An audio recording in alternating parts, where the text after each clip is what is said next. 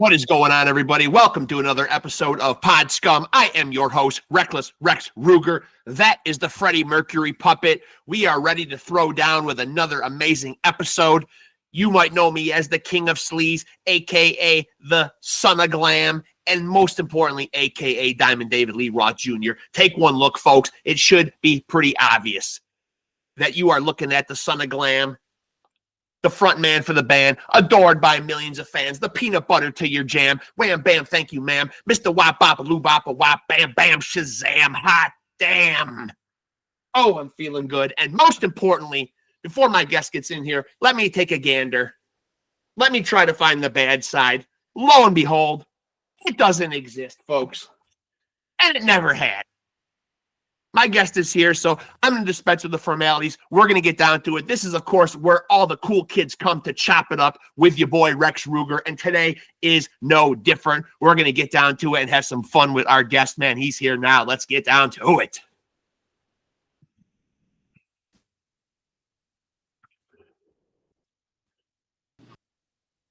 Stoney Curtis. What's happening, man? How's it going, man? And I don't want my guest to think that I said Tony Curtis, who I'm not even sure is even alive anymore. I don't believe he is. He's dead, right? I believe so, yes. And what interesting thing, though, for people that might not know, though, man, is that you actually got the name from the Flintstones. Oh, yeah. Yeah. It started out as total homage. Yeah, well, when I started out the band, it was a blues band, and I had a singer who loved the Flintstones, and we all loved the Flintstones, obviously, when we were growing up. Yeah, and he just wanted to name the band the Stoney Curtis Band after that, but my real name is Curtis. Right. So he figured, well, everyone's got to figure it's your band, that you're the Stoney Curtis, and 30 years later, it caught on. So yeah, I want to backtrack, man, a little bit and chop it up, man, like kind of like about, about your beginnings, man.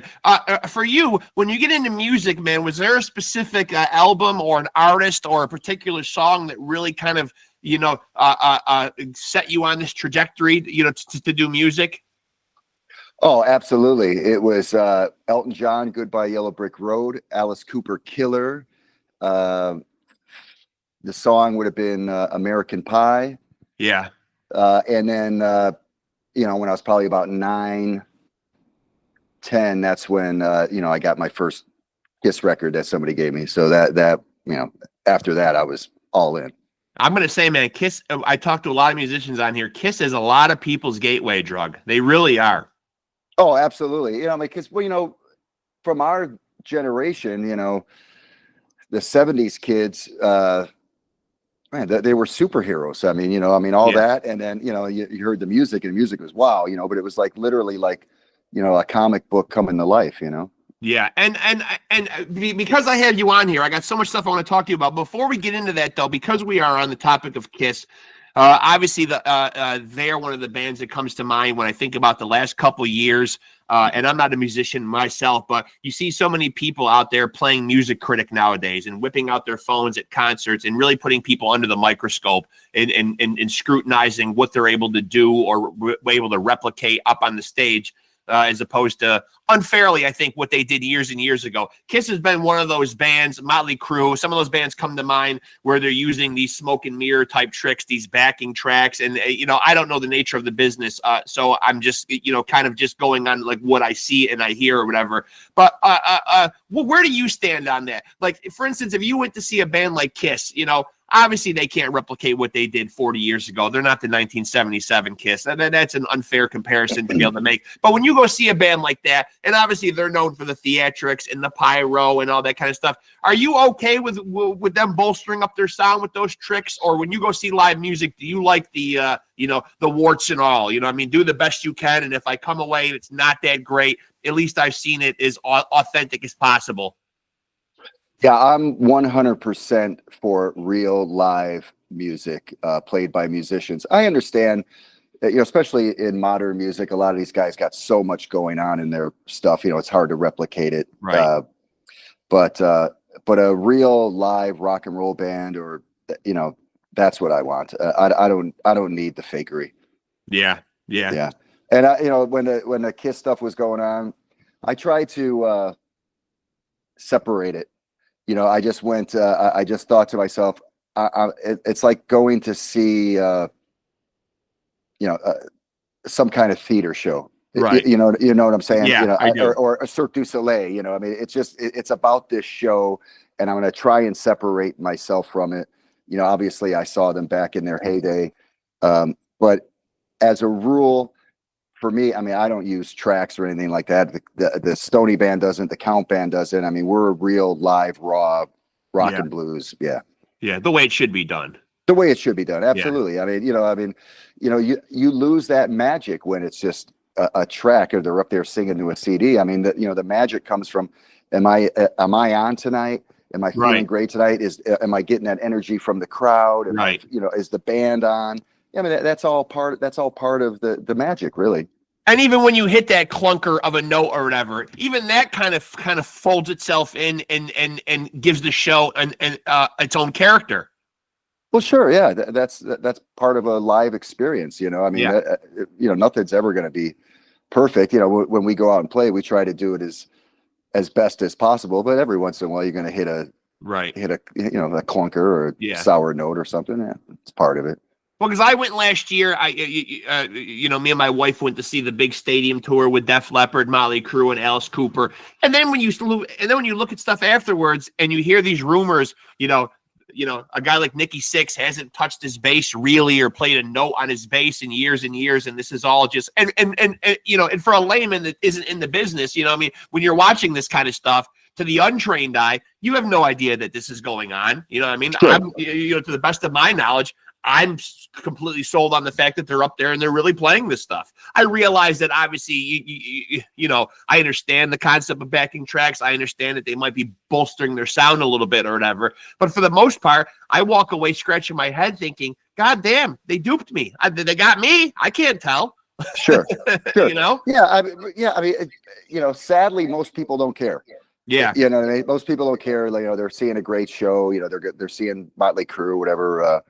But for me, I mean, being a musician who's played his whole life and, still every day I get up and practice and noodle and make sure that, I stay in shape, I want it to be real. And some of those guys we grew up with, I mean, they're our inspiration and our musical idols and stuff like that. I mean, I want, that's why I'm there. I'm seeing them live in person. I'm seeing them do their thing for real right there, And so when you're going to create music, because I do talk to so many musicians on here, the creative process seems to be different for, for different people. I get a lot of guys, oddly enough, that tell me that they get a lot of their ideas. I hear the car a lot, you know what I mean? But there are so many people that go about it differently, that, come at it from different angles. What's your own creative process like? Yeah, I get guys, like I said, the car, or, you get the creative types who sequester themselves away and force themselves to write, or they're at their day job, or they're getting an influx of ideas throughout the day. For you, when you're going to write or create music, what's your own particular creative process like?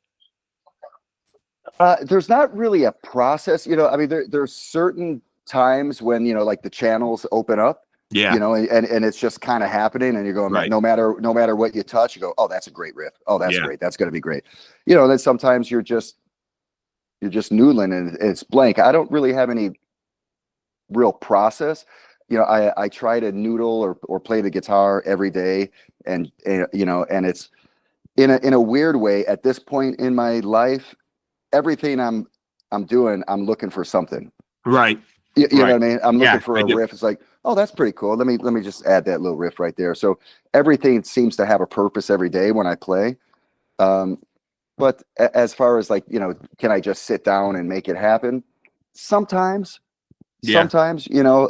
inspiration comes from different places. We have a studio over at Counts, and I'm in there every day, and some days, you're just kind of sitting there looking at your phone and, looking for something, and, and then sometimes it's like you're on fire all day working on stuff. So yeah, so, it's hard.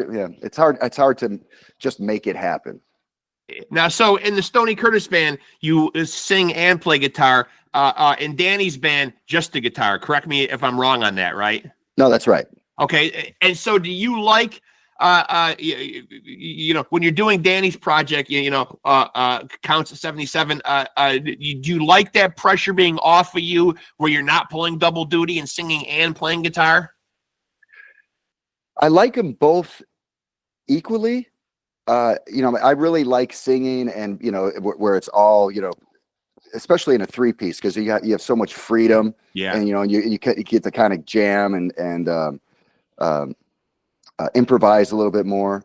But I do also enjoy just playing the guitar and being the lead guitar player. Yeah. And because it's like the Count band is kind of designed after a 70s hard rock band. Right. So I kind of I get to be more of like a showman, and the guitar hero thing. You get the windmills and the poses and all that kind of stuff, to where if you're singing and you got to kind of get back to the microphone and all this kind of stuff, you don't have that freedom to do some of that stuff. Yeah. But I enjoy being over the top with it too. Playing the lead guitar role and then just rocking out and jamming. But with the Stoney band, that's really kind of my thing. And it's more blues and blues rock, and I do really enjoy just being the whole thing. You know what I mean? Because then you're really in it. Now, you've mentioned a lot of rock bands, obviously, but I think people that are familiar with what you do, especially in the Stoney band, would probably, you mentioned the word blues. I think people would certainly attach that, that narrative to what you do or whatever. When's your first exposure to the actual blues themselves? When do you segue into, liking bands like Kiss and those first rock and roll bands that you like into exposure to blues music? Sure. I grew up in Chicago. I grew up on the South Side, so blues music is part of the fabric of Chicago. Yeah. So especially back when I was a kid, a lot of the places you would go to had blues music playing or around, or you'd see musicians on the street, or you'd go in some clubs. Back in the day, we were able to kind of slide into some of these clubs a little bit easier than back then. Yeah. So we'd go see Sun Seals and Otis Rush and Buddy Guy and some of the guys back in Chicago back in the day. But the first thing that really kind of turned me onto it was we used to have a thing in Chicago called Chicago Fest. Yep. And it was at Navy Pier. And down the pier, they had different stages: rock stage, country stage, blues stage, etc. Right down the thing. And I was there seeing Billy Squier, when that big album came out, In the Dark and all that. Yep. So we were there, and the show ended, and we were walking back down towards the pier, and down the pier, and we went past the blue stage, and BB King was playing, and he was just finishing up. So I'm almost positive it was The Thrill Is Gone. Yeah. But I remember just kind of stopping in my tracks and going, "What is that, man? Yeah. What is that sound?" Right? It's different. Yeah. Yeah, it's different. I mean, you can feel it. It's like you can feel the emotion and the passion in it and stuff. And you're going like, man. And from that moment, I was sold on blues music. And then of course you realize, well, it's all blues music, really. Right.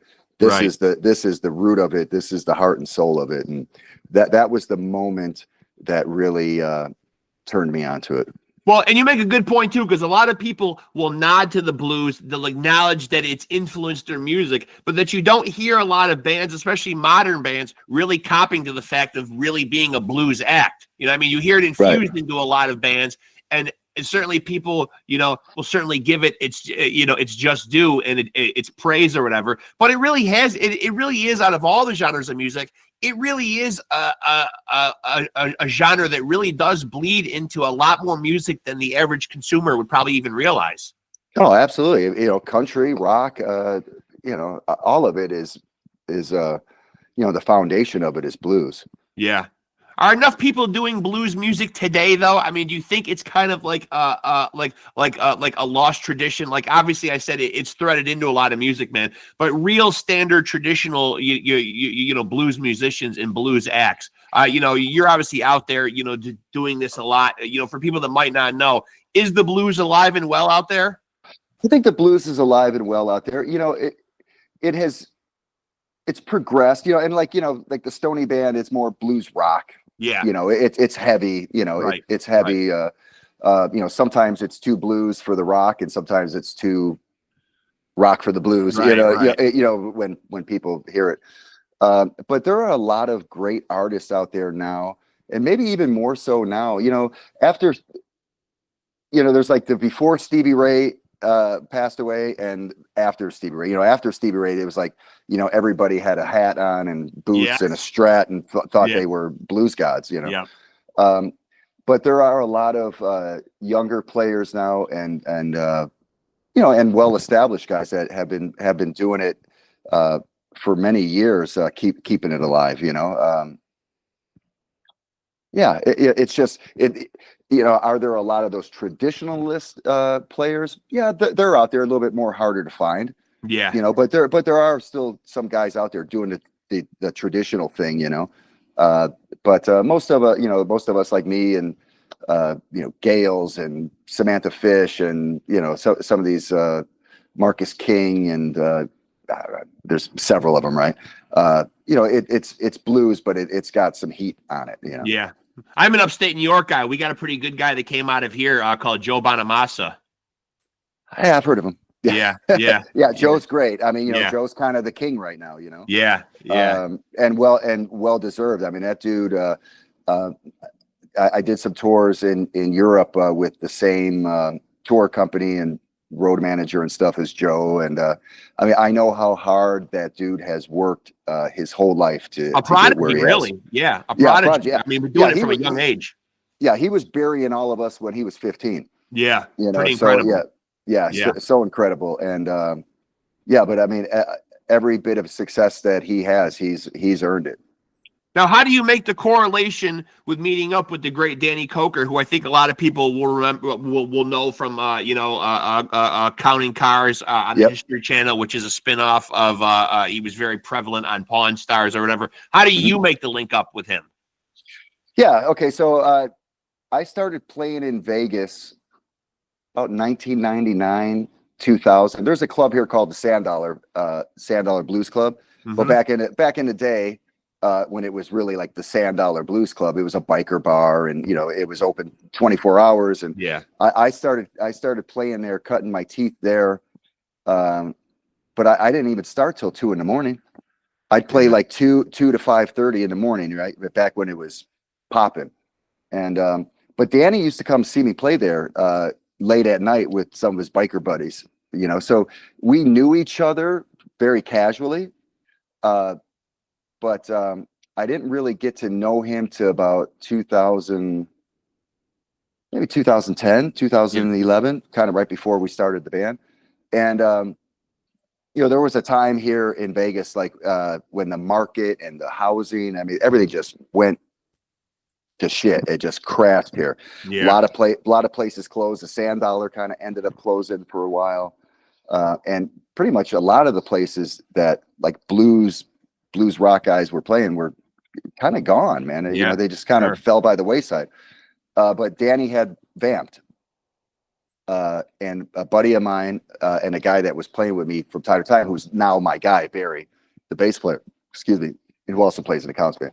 But he was jamming with John Zito, who's the other guitar player in Counts band. Yep. And they had a jam up at Danny's club, and it used to be on Sunday afternoon, like 5 o'clock kind of thing. Yeah. And once in a while we'd be up there jamming. I'd go up there and jam with them, and Danny would come and sing, you know. So we would have, you know, we'd play some Doors songs or, you know, Cream or, you know, whatever. Right.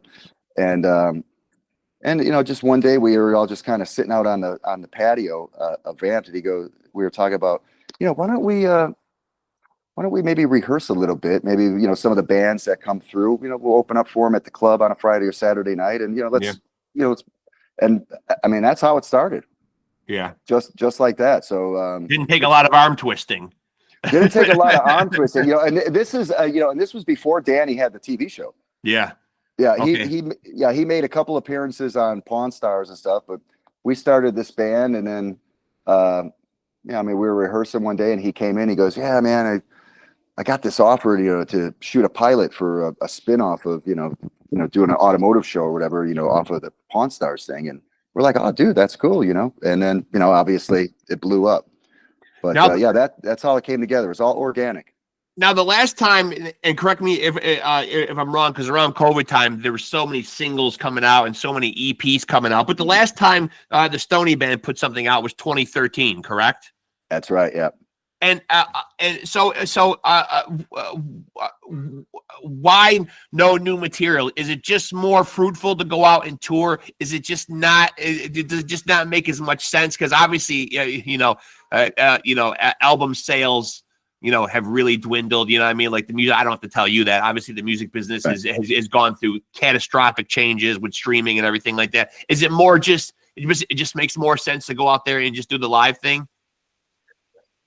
Well, right now I could tell you this, that Mike Varney and I are about 60% done with a new Stoney Curtis album. Okay. It's going to have 13 new songs on it, and they're great, and it's long overdue. But we are like right in the middle of that. But I think what happened was I put out that album, and then the Count Band, and the Count Band, it's still me and Mike Varney. Right. Right. Mike and I, but Mike and I write the songs, and then and now with Danny, we'd have Danny come in, write some lyrics.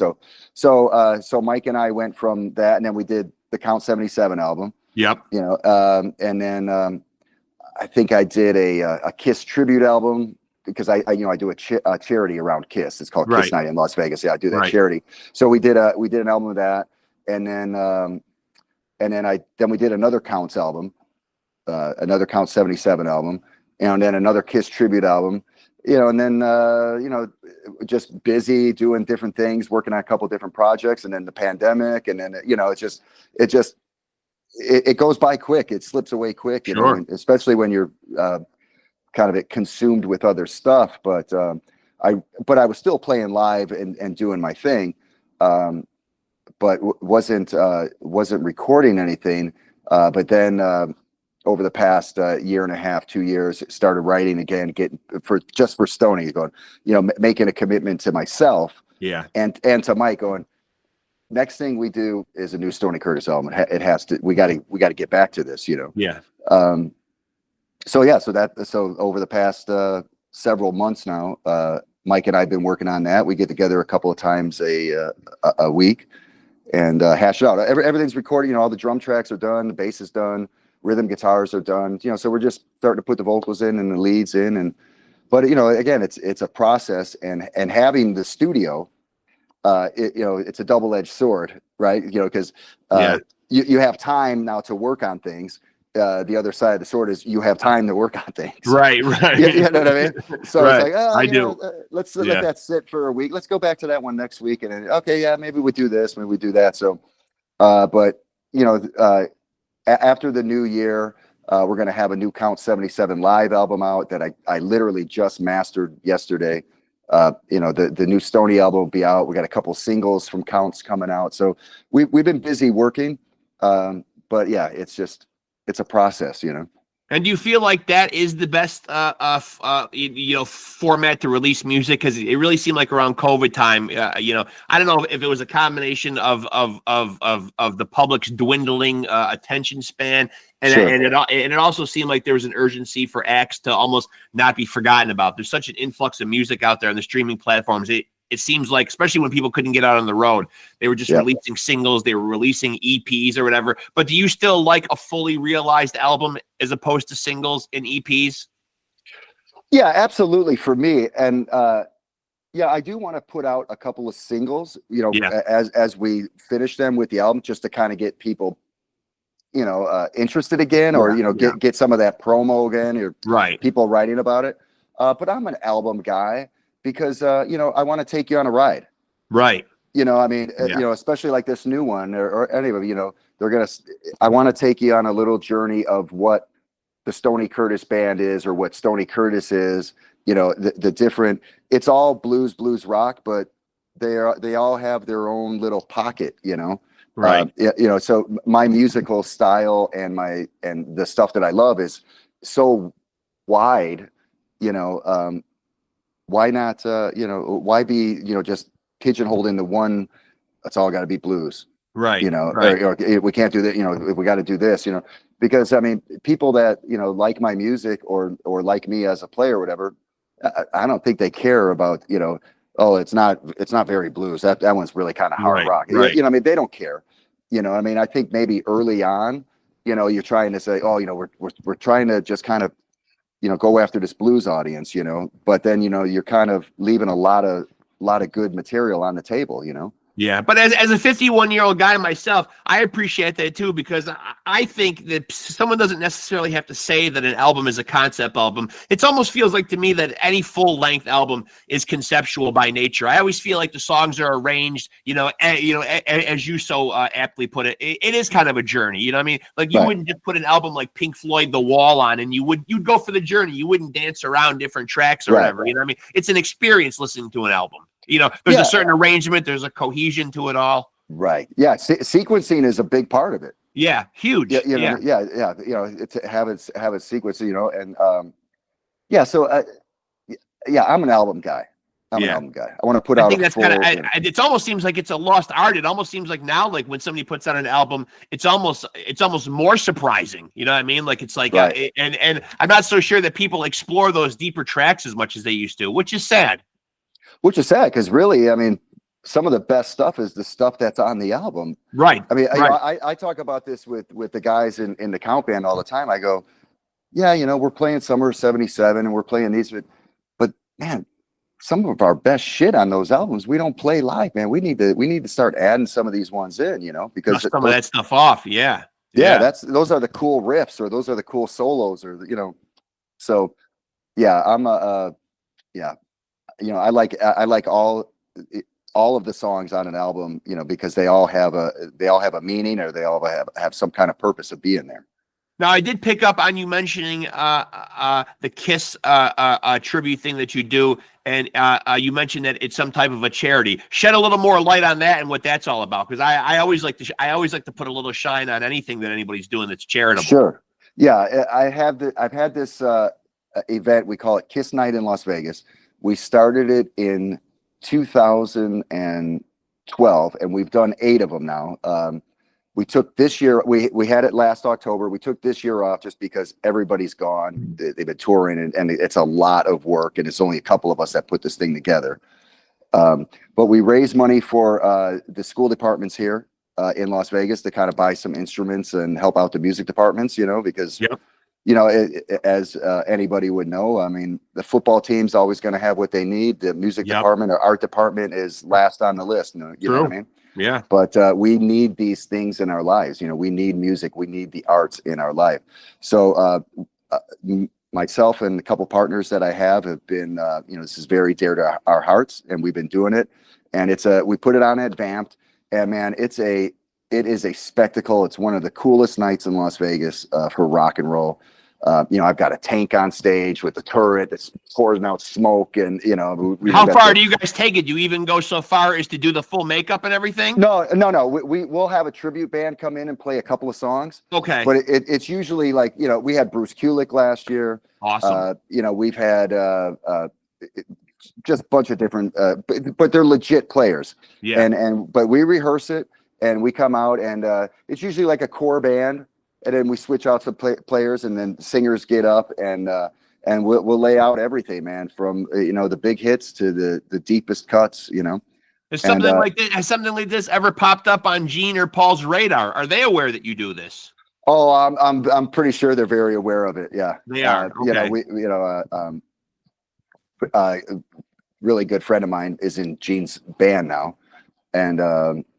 Yeah, and then, you know, we have the Kiss mini golf here, and Patrick and Christina, they work with Gene. Yeah. They're Gene's assistants. So, yeah, they're quite aware of it, yeah. It sounds like the big Kiss finale tour really is not a finale because Gene still seems to want to play music. Gene's out there. You know, one of my best friends out here, his name's Jason Walker, and he got the gig playing with Gene. And, yeah, the band is killer. You know, it's raw. You know, it's live. Yeah. You know, there's no tomfoolery going on.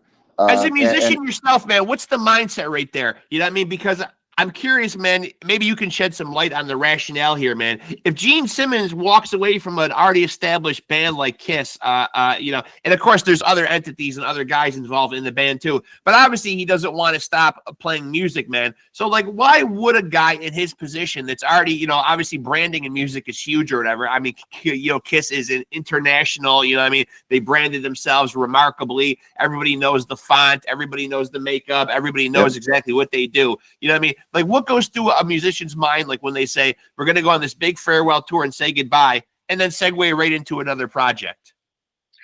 They're lifers. I mean, they don't know anything else. They don't know anything else, and I think with... I guess I mean, like, why not keep Kiss together then? Or you think Gene or some of the guys just want to just explore other avenues? I mean, you're just you playing devil's advocate here. Right. I mean, I think that he's a player, and like my buddy said, I mean, he's a great bass player, and he loves playing music, and I think this was just a chance for him to get out and play with some other people, and man, I think with being a musician, you never stop being a musician, right? Maybe you retire that because Kiss, it's there's probably 300 people that work for him. There's all this other stuff, Sure. I mean, it's a whole thing, right? The big show, you got to put on all that crap, this now he just gets to go out there, a couple of crew guys, a kick-ass band, and do it,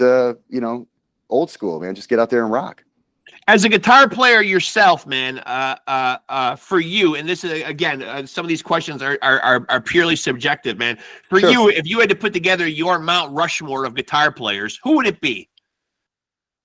My Mount Rushmore of guitar players would be Stevie Ray Vaughan. Okay. Jimi Hendrix. I would put Ace Frehley on there. I would put Michael Schenker on there. Okay, that's only 4. That's only 4. So I mean, that's all there is on Mount Rushmore. I know we need to make Mount Rushmore bigger for these lists. Yeah, exactly. Yeah, if Mount Rushmore was bigger, then it would be Robin Trower's a big one for me. Eric Clapton, Page, of course. Those guys. Yeah. Then some of the blues guys like Buddy Guy and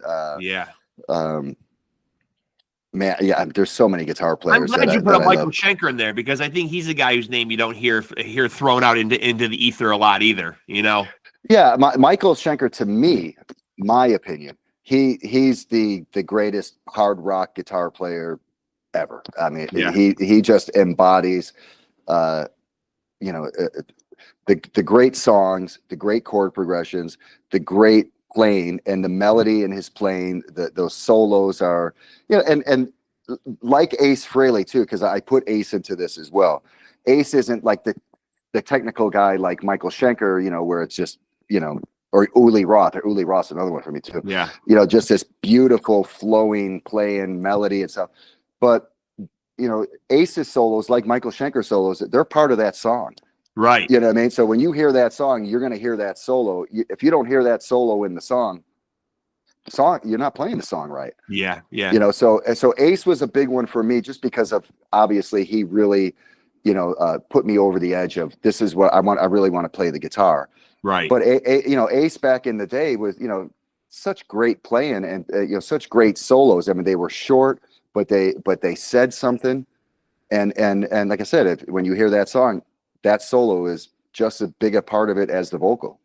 And plus, other than just the X's and O's playing, though, too, man, you associate him with being such a larger-than-life character, too. The personality, obviously, he was Space Ace, but even when you hear him talk, he's got the infectious laugh. He's got that voice. Yeah. He's a character in and of himself. He literally is a whole thing. Yeah, absolutely.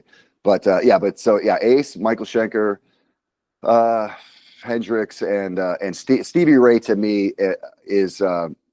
Who's my favorite guitar player? It's Stevie Ray Vaughan. Who I think is the greatest guitar player of all time. Like you said, it's all subjective, but it's Stevie Ray Vaughan because he took all those elements of the blues guys, the Hendrix, then he can lay it out and shred too. I mean, he was seeing him live. I mean, some of the stuff he would do, those flurries and stuff were just as jaw dropping or fast or whatever as any shredder that you could think of, you know. And So like all the, all the greats, we lose him much too soon. way too soon. Yeah. Yeah. I mean, that was heartbreaking for me, because especially back then, you know, through the 80s and up until his passing. I mean, he was the world to me. Yeah. Now, like I talked about a couple minutes ago, you know, the music business has changed so much. I hear so many musicians on here talk about how they got to, you know, slog it out on the road and hope the guy that people are buying merchandise. And, you know, there's so much stuff on the streaming platforms nowadays. And, you know, sometimes people don't even notice when you drop a new album or whatever. There's right. Such an influx of music up there. You know, everyone's trying to get noticed. Everyone's trying to get their stuff heard or whatever.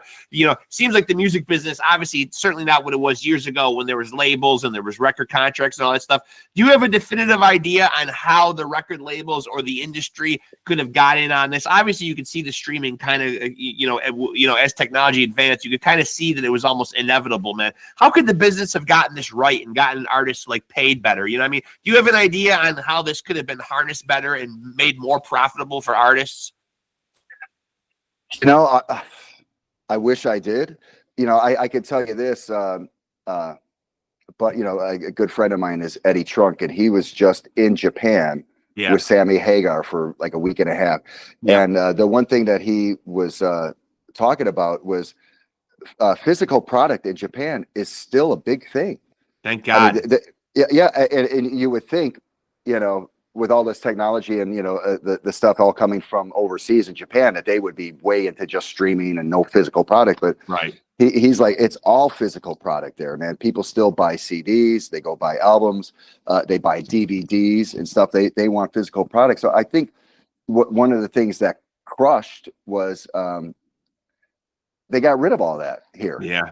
Yeah. You know what I mean? I mean, unless you go like, you know, we have, you know, there's Amoeba in LA. We have a Zia Records here, and there's a few places here that you can go get physical product at, but, you know, they're just not prevalent anymore. They're just not around, you know? So I think, you know, losing all the physical product hurt. I miss the physical product too, because you really used to pour over those liner notes, and it really did it really did inform you on a lot of stuff that you would go and check out. Because I remember like reading, like opening up a Metallica album, and you know James Hetfield would like to thank, and then he'd go into all these bands that they may have played with or toured with or whatever, and you would hear these names and you'd be like, wow, if Hetfield thinks these bands are cool, I'm going to go remember some of these names and write them down and go check out some of this music. You know, I mean, this is obviously pre-internet era or whatever, but you know, you'd go digging through, or you know, at your record store, and you'd be like, wow, you know, I got an endorsement from Metallica about these guys. This has got to be good shit, you know? Right. Yeah. You know, and, you know, who produced it, who engineered it, you know, who worked on it, who wrote the songs, who, you know, all that information, you know, the lyrics sometimes. Yeah, I definitely miss all that, you know, and some of the candy inside, and, you know, it was a package, you know? Yeah. So, I mean, outside of that, man, I don't know. I mean, the Spotify, you know, it's like, I keep going back to this. It's a double-edged sword, you know, with the YouTube and stuff. I mean, as soon as you put out an album now, you know, like our record company, and even when I put out a buddy's record, I mean, it goes right onto YouTube.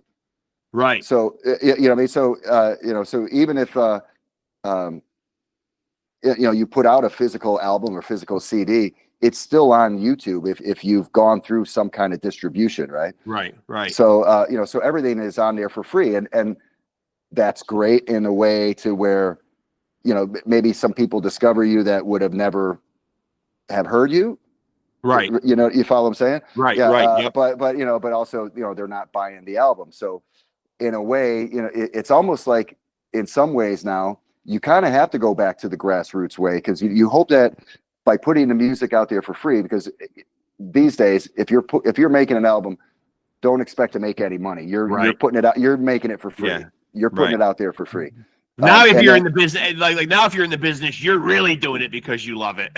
You really, right? Yeah. Exactly. And then you hope, you know, you hope from then that you know, you can maybe pick up some new fans, and then hopefully you can go out there and do some shows. Yeah. And then sell the physical product there, sell some T-shirts, sell some CDs and stuff like that, and then try to maybe recoup some of your dough that way. Yeah. But Yeah, man, that's, you know, it's Were you it's a somebody different who world. rallied around, or like, did you agree? You know, I mean, like, not to get back to Metallica again, but Lars, you know, the drummer, was obviously at the forefront of really challenging what Napster was doing or whatever, and he got quite a backlash for it, man. Sure. Were you kind of on board with that? Like when he was, you know, like when he was kind of stepping up to the plate and saying, "Hey, you know, this is wrong." You know what I mean? Like, did you kind of did you kind of like agree with that sentiment? Because it obviously meant a huge chunk of revenue for artists. Yeah, I agree with him. You know, in hindsight, being 2020, he was right. Yeah. He was 100% right. He wasn't like, oh, he was kind of right. No, he was dead nuts on right, that this is going to destroy the music business as we know it, and it did. Yeah. It did. So yeah, I mean, you know, artists need to get paid. You know, if it's just such a low percentage, it's, you know, it's pennies on the penny, man, and it's like so it's really hard to make anything. But then again, you know, I mean, every quarter I get a check from, you know, BMI, and I get a check from Sound Exchange, and you know, you know, every little bit helps, right? Sure. Now, you know, in all the years that you've been doing this, have you gotten a chance to, you know, in your travels, you know, in your time touring, you know, playing here, playing there, have you gotten the chance to meet any of your heroes or any of the people that you look up to? You know what I mean? Do you have anybody that you brushed up against or rubbed elbows with that particularly was one of those moments for you, like where you kind of almost geeked out a little bit?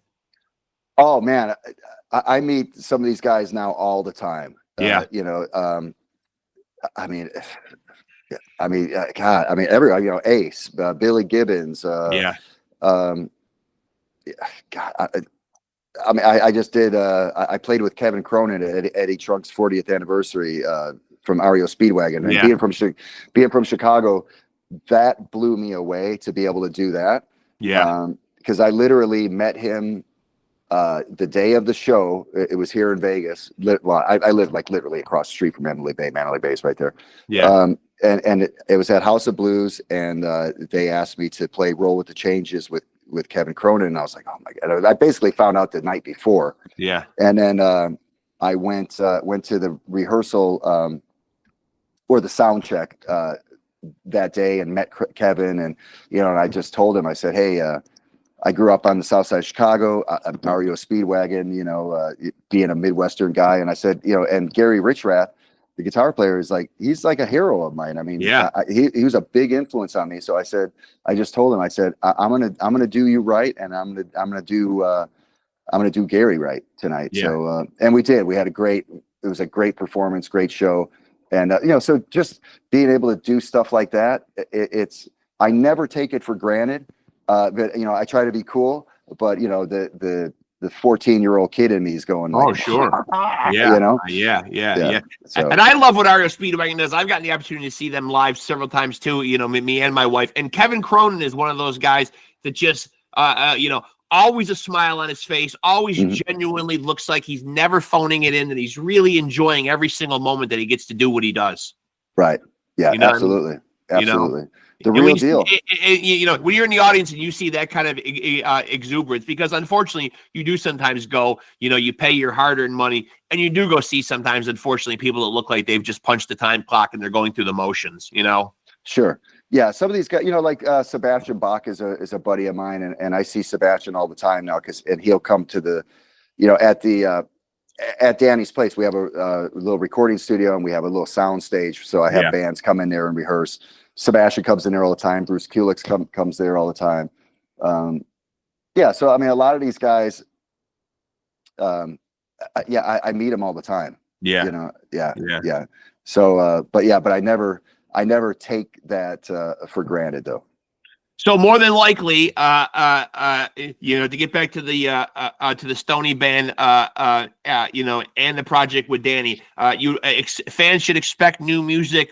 Realistically, what's the timeline? Early 2025, the beginning part of 2025. Yeah, the beginning part of 2025, we'll start to release a couple of things, and then hopefully by springtime, the full album will be out. The Count 77 in the next couple of weeks, the live album will be out. It's called Count 77 Live at Vamped. and Yeah. it's from 2021, but it's crushing. It's really, really good. Yeah. And then we have a single for we did a cover of the song Vehicle by the Ides of March. We're releasing that with a video that'll be out in the next month and a half ish. The live album, and then we have a Count 77 single called What You Gonna Do that we're just mixing right now. So that'll be out in the next month. And then the full length Stoney album will be out. I'm going to release a couple of Stoney live songs coming up here soon too. I recorded a live show at Vamped last year on my birthday actually, and some of the tracks are just killer. So I'm gonna release them as singles on YouTube and stuff, you know.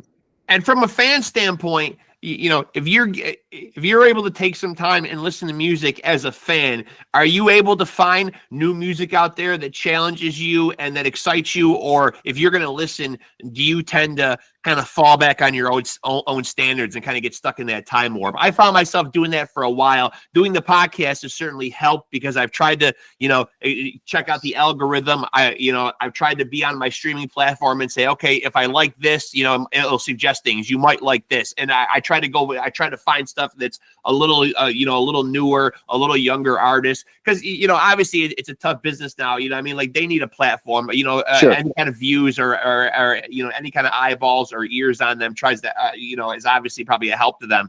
But it is, so the podcast is made me embrace that a little bit more. But it was hard for me for a long time. To not say, okay, I got some time, I'm cleaning around the house, or I've got some time to listen to music, and then I fall back on shit that I grew up on in the 80s and the 90s or whatever. You know what I mean? From a fan standpoint, are you able to find anything out there now, any bands or any acts that excite you? Yeah, for the most part, I do fall back on, you know, because there's only so much time to listen to stuff. Right. But the new Sebastian Bach album is great. The new Black Crowes album is great. From like so old school guys that have put out some newer stuff. I'll listen to that. Obviously, Michael Schenker has a new album coming out. I love that. I love that's how us older guys rationalize it. Yeah, we're listening to new shit by old artists, but by old artists. Yeah, well, that too. But there are some new bands. There's a band that I saw recently called Fever Dog. Okay. That have played out here a couple times that are really cool. You know, as far as like, you know, some of the bluesier guys, you know, like Marcus King, I really like him a lot. Yeah, I mean, you know, I'll come across some stuff once in a while and I go, yeah, that's really cool. It's probably hard because you probably do get a little bit jaded though, because it is hard, man. You to find stuff, as I said, that's kind of new and kind of pushes the envelope and you know, is not something where you can say, yeah, I've heard that done. I've heard that done 10 different ways, you know?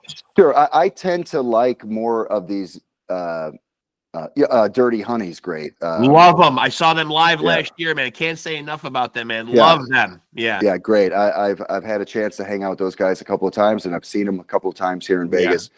Great, real raw rock and roll band, you know. Great singer. Great singer. Yeah. And there's a couple of other bands that are kind of in that mode or genre, you know, of the younger guys doing the 70s kind of hard rock stuff. Yeah. So there are a lot of bands like that I do enjoy seeing when I get a chance. But Dirty Honey, of course, would probably be the standout of the newer stuff like that. Yeah.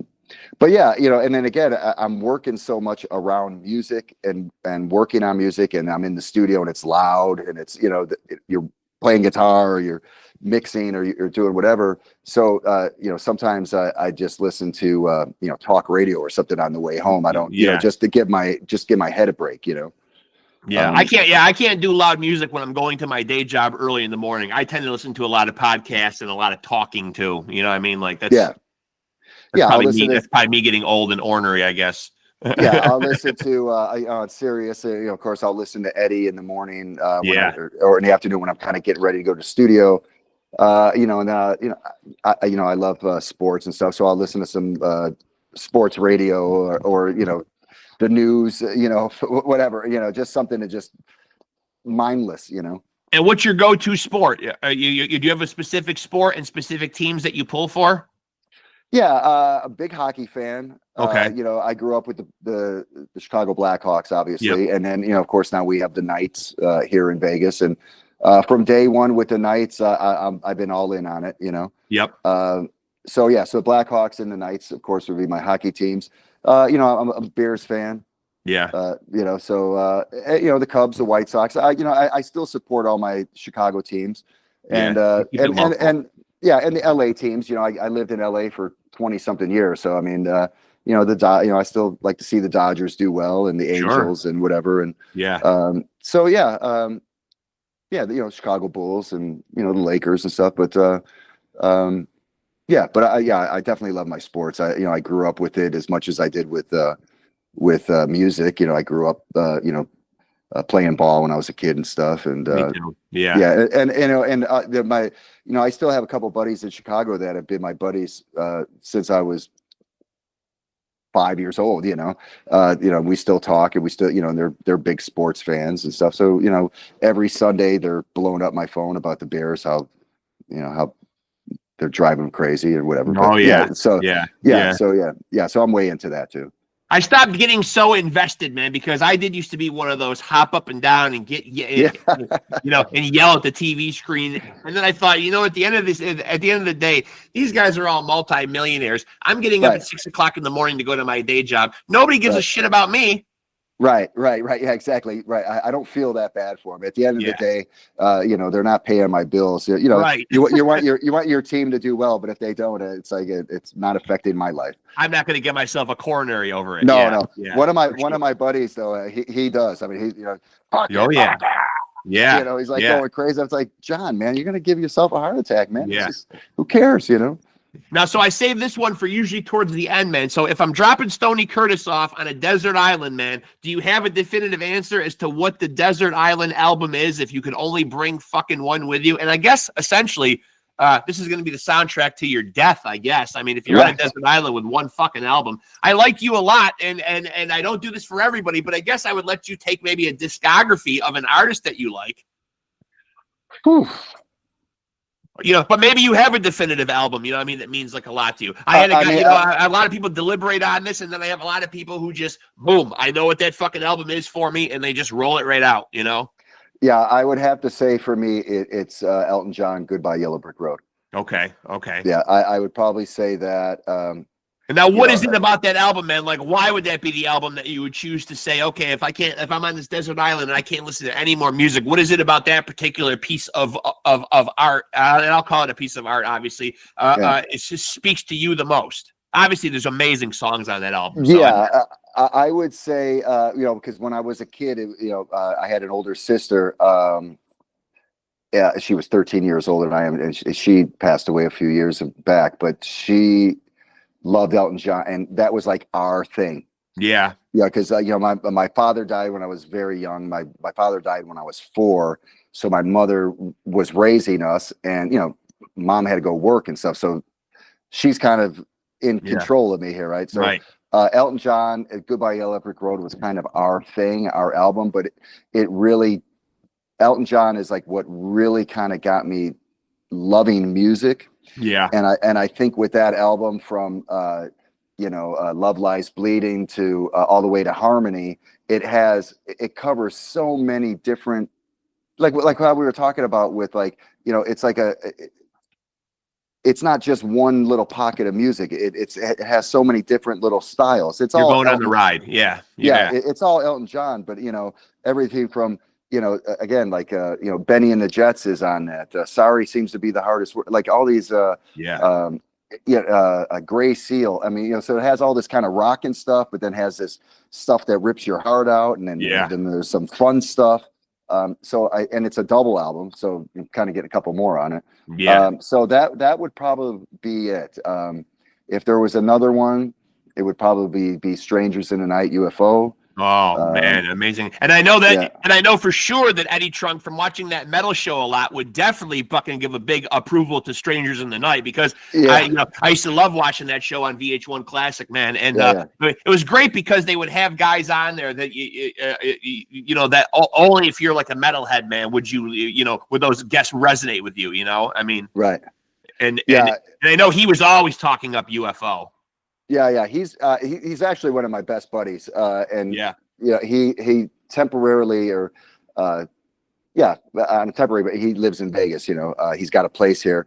So when he's here, we're together almost every night, going out to dinner or going to shows and stuff. Yeah. But one of our things where we bonded was definitely UFO, Strangers in the Night and Kiss. Yeah. And the Elton John thing is nice too, because I mean, it's nice to see now that because I don't know, like, if you remember this, but when I was a kid, man, I mean, like, if you were like a metalhead and you were into like heavy metal and you wore the back patch on your denim jacket and you wore the t-shirts or whatever, you would never want it to get out, man, that you were the dreaded poser, or you would be ostracized. Like, you had to be metal all the time. And if someone found out that you were in your bedroom and you were listening to something, that was not metal, you would be drummed out of the metal community. You know what I mean? Like, it would almost seem like there was like a pressure to not let that like leak out, that you had these dirty little, maybe these little secrets that you like pop music, or you secretly went home and you weren't full tilt on metal all the time or whatever. But it's nice to see as you get older. And even Metallica, I remember them poking fun on some of their documentaries about some of the quote unquote hair metal and stuff like that. But it's nice to see when everybody gets older that those walls are broken down. I just saw a great interview on Howard Stern with Metallica, and you saw James really got choked up when Elton John really commended what a beautiful song Nothing Else Matters is. And I think he even did a version of it himself.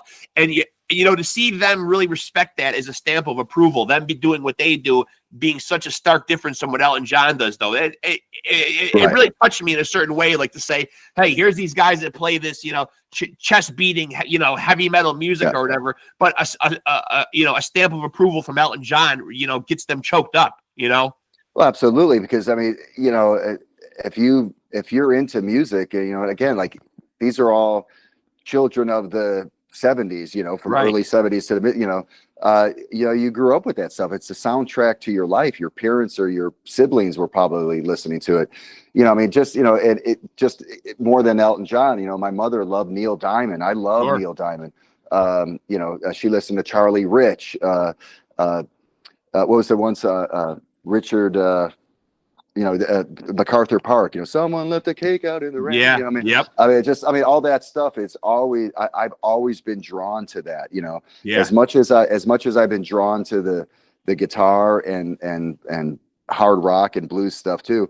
All that other stuff too. The singer songwriter, the great vocalist Elvis. I'm going to see Tom Jones tonight in Vegas. Oh, here. Nice. I mean, Tom Jones to me is the voice of God. I mean, it's just, and he's still amazing. So, I mean, all that, I mean, that stuff has always been around me. I've never been just, I only listen to this or I only listen to that. I've always listened to everything. A good song is a good song. Yeah, and I will take one more shot, since Metallica just came up in the conversation, to bemoan the fact that I am going to see them at the Syracuse Carry Dome next year, and I did pay over north of $100 for one ticket. So Metallica better realize that their fans are out here, man, and they are stretching them financially. But we will still show up. Obviously, it's not the glory days anymore. They were ironically my first concert when I was a teenager, and all sum total, the whole night I spent $30, $18 for a ticket, $12 for a shirt. How far gone those days are now. Those days are gone. Long gone. Yeah, long gone. But, I mean, I don't think $30 now would even cover your parking, but having seen Metallica several times, they never disappoint. They won't disappoint. No. They never disappoint. They're always there 100%, man, just rocking.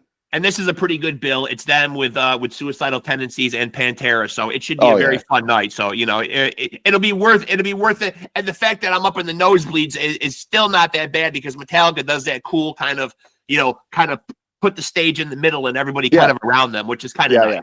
That I've seen them do the In the Round a couple of times. It's because there's not really a bad seat, because you're all just right there. It's like watching a ball game, Yeah. Well, listen, man, I appreciate being able to run you down and get a chance to do this, man. I really love what you do, man. And from a fan standpoint, I think sometimes, because I said so much music is out there on the platforms, man, and it can get kind of daunting and frustrating in today's musical industry, being an artist, man, just to let people know, man, that there are, that they create so much is reaching people out there. I can feel the emotion and the passion that you play with, man. So it does resonate, man. Fans out here are listening, man. And I love what you do. I love the tone that you have, man. And, I'm a fan.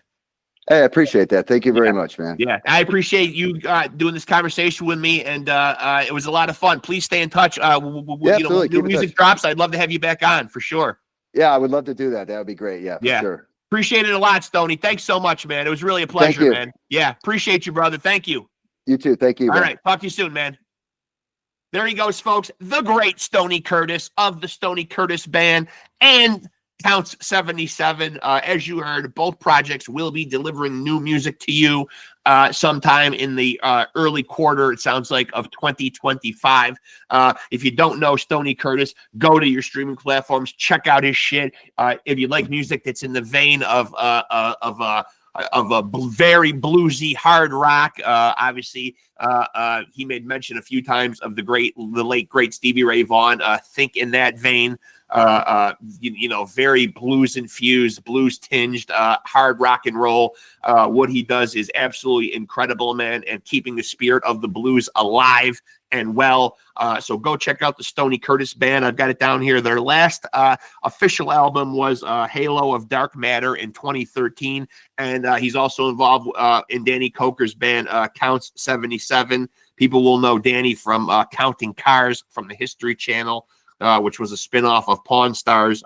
Their last album was 2017's Soul Transfusion.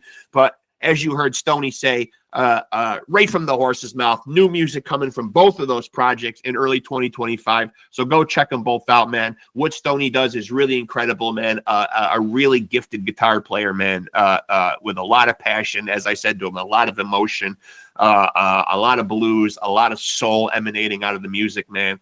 I think fans will like it. As you guys know, Rexx Ruger approved.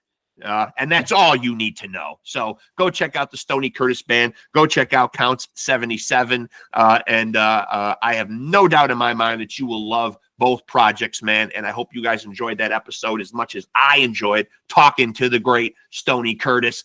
Make sure to like and follow us on Facebook, and also make sure to like, subscribe, and hit the notification bell on this channel to stay tapped into the channel that brings you all the cool kids coming in to chop it up with your bastard of ceremonies, your boy Rexx Ruger. No place else. So make sure to stay tapped in. And as you know, the way I end all these things is by reminding you to take it easy and keep it sleazy.